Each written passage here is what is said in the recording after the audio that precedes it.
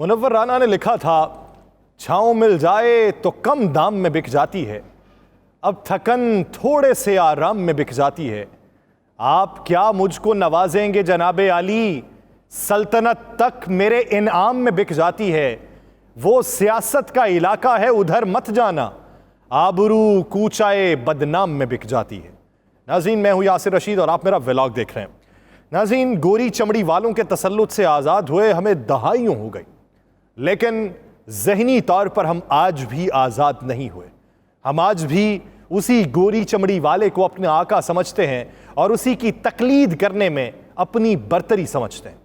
आज का पूरा दिन अगर टेलीविजन स्क्रीन पर किसी की नज़र गई हो तो उसको बखूबी इसका इदराक हुआ होगा कि आज सारा दिन बादशाह चार्ल्स की ताजपोशी की तकरीब के मनाज़र टेलीविजन स्क्रीन की जीनत बने रहे।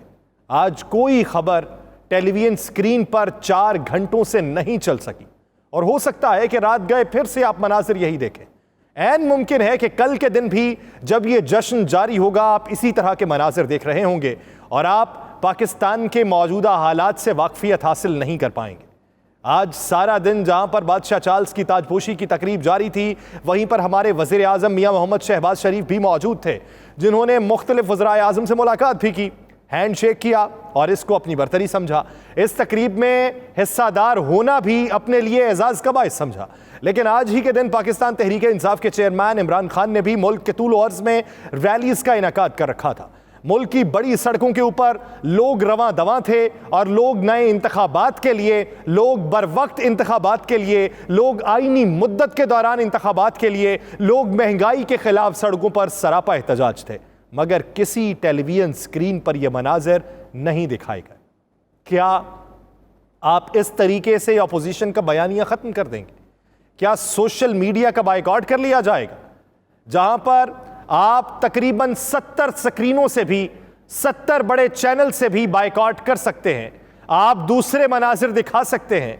तो क्या आप वो लाखों करोड़ों मोबाइल फोन्स की दस्तरस से भी आम आवाम को दूर रख सकते हैं, जो एक जुम्बिशे कलम के जरिए या एक उंगली के इशारे के जरिए वो अपनी स्क्रीन को स्क्रॉल कर सकते हैं, वहां पर मनाजिर देख सकते हैं, मनाजिर को अपलोड कर सकते हैं, दीगर लोगों तक पहुंचा सकते हैं? इस तरीक़ाकार को किस तरीके से ख़त्म करेंगे? लोगों के जहनों से ये जो मौजूदा इफरीत है उसका खात्मा किस तरीके से किया जाएगा?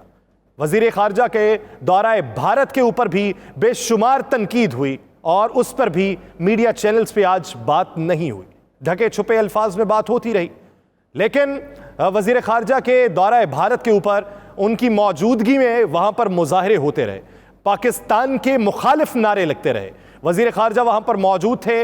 वज़ारत ख़ारजा ने उनके जाने से पहले उनको तंबीह की कि अगर आप जाएंगे तो वहाँ पर हालात कशीदा हो सकते हैं, अगर आप जाएंगे तो पाकिस्तान में भी आपकी मुखालिफत हो सकती है। लेकिन उस तंबीह के बावजूद भी वज़ीर ख़ारजा बिलावल भुट्टो ज़रदारी और शरीक chairman Pakistan Peoples Party Asif Ali Zardari साहब का यह मानना था कि वज़ीर ख़ारजा को SCO कॉन्फ्रेंस में शिरकत के लिए जाना चाहिए।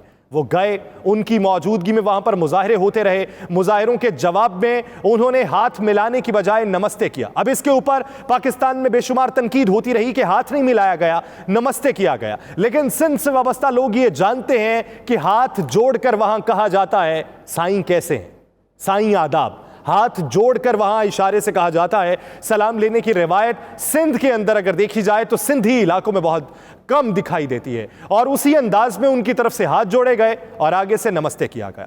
अगर वजीर खारजा ने कोई गलत इकदाम उठाया तो उसकी मजम्मत की जानी चाहिए, अगर उन्होंने कोई गलत इकदाम नहीं उठाया तो उस पर वावेला नहीं मचाना चाहिए।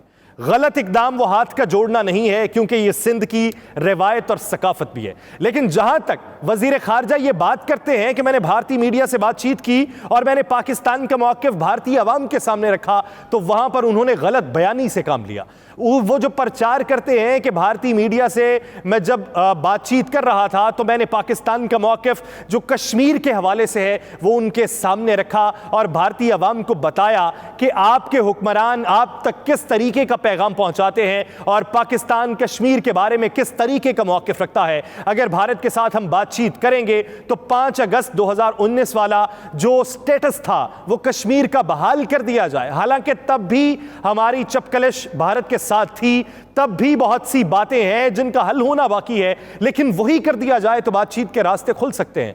लेकिन बकौल वजीर खारजा उन्होंने भारतीय मीडिया से बात की, लेकिन वहां पर जो मनाजिर थे उनके आगे सिर्फ पाकिस्तान टेलीविजन न्यूज़ का माइक पड़ा हुआ था, उसके अलावा भारतीय किसी भी चैनल का माइक उनके आगे मौजूद नहीं था।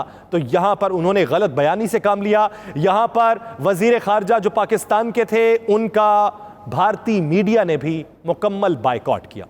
दूसरी तरफ वजीर खारजा ने कहा कि खेल को सियासत से अलग रखना चाहिए।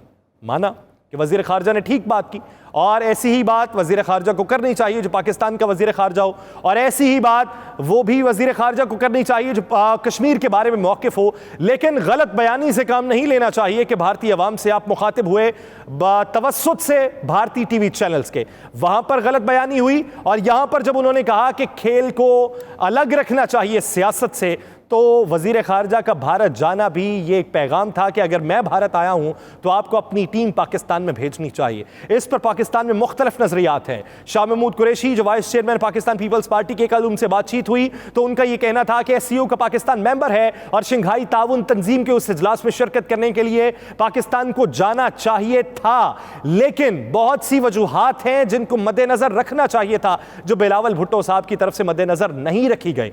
इसी वजह से जब बिलावल भुट्टो जहाज पर चढ़े वापसी के लिए तो उधर से उन पर चढ़ाई शुरू कर दी गई। वहां पर यह कहा गया वजीर खारजा भारत की जानिब से कि दहशतगर्दी की सनत के तर्जुमान के साथ जिस तरीके का सुलूक करना चाहिए था उसी तरीके का सुलूक उसके साथ किया गया है। इससे पाकिस्तान की बैनुल-अक़वामी सतह के ऊपर हर्जा सराई हुई है या पाकिस्तान ने अपना मौक़िफ़ दुनिया के सामने रखा है, इसका मवाजना पाकिस्तानी हुकूमत को खुद करना चाहिए कि अगर किसी दूसरी जानिब से आपके साथ सही तरीके से बातचीत का उनसर सामने ना आता हो, अगर किसी का इरादा आपको ना दिखाई देता हो, फिर किस तरीके से आपको अपना रवैया भी उसके सामने रखना चाहिए। पाकिस्तान के अंदर आप अपनी अपोजिशन जमात के साथ मुज़ाकरात के हवाले से ये कहते हैं कि ये दहशतगर्द जमात है, आप ये कहते हैं कि जब वो हमसे बात करने को तैयार नहीं तो हम किस तरीके से उसके साथ बात कर लें। आप बातचीत करने के बाद भी ऐसा तासुर देते हैं कि वो पाकिस्तान में अनारकी फैलाना चाहते हैं,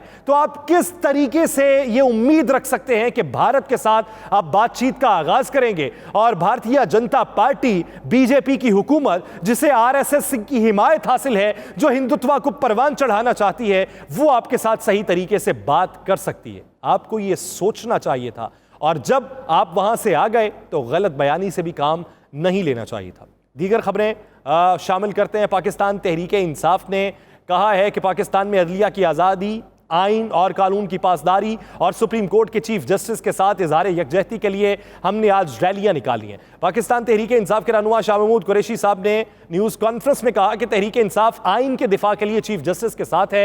उन्होंने जाती हमलों के बायस इंसाफ के पलड़े को मुतासिर नहीं होने दिया। उनका कहना था कि पूरे पाकिस्तान में लोग अपना हिस्सा डालते हुए रैलीज में शिरकत कर रहे हैं। अगरचे अदालत की इजाज़त के बावजूद इस्लामाबाद में दफ़ा 144 के तहत रैलीज पर पाबंदी है, लेकिन हम उसके खिलाफ भी अदालत में जाएंगे। शाह महमूद कुरैशी का कहना था कि उनकी जानिब से इलेक्शन से मुतालिक मुज़ाकरात में काबिल अमल तजावीज़ पेश की गई थी।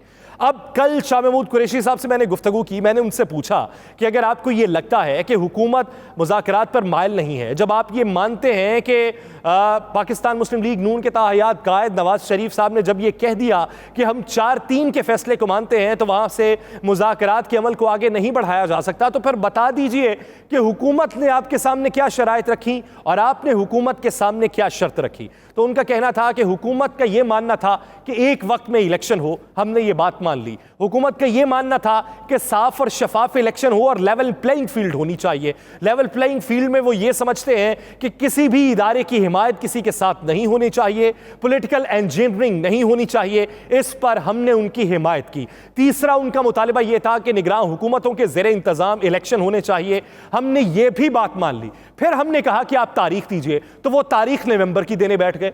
हमें हैरत हुई कि जब आप 3 मामलात के ऊपर हमको राजी कर रहे हैं तो फिर नवंबर की तारीख अब किस हैसियत में दे रहे हैं। हमने उनसे बात की कि नवंबर की तारीख तो बनती नहीं, नवंबर की तारीख तो अगर आईनी तरीके से भी देखा जाए या इलेक्शन कमीशन ने हमारे सामने जो डिमांड कर रखी है या उसने जो तारीख का ऐलान कर रखा है वो तो 8 अक्टूबर की है, आप तो नवंबर में चले गए।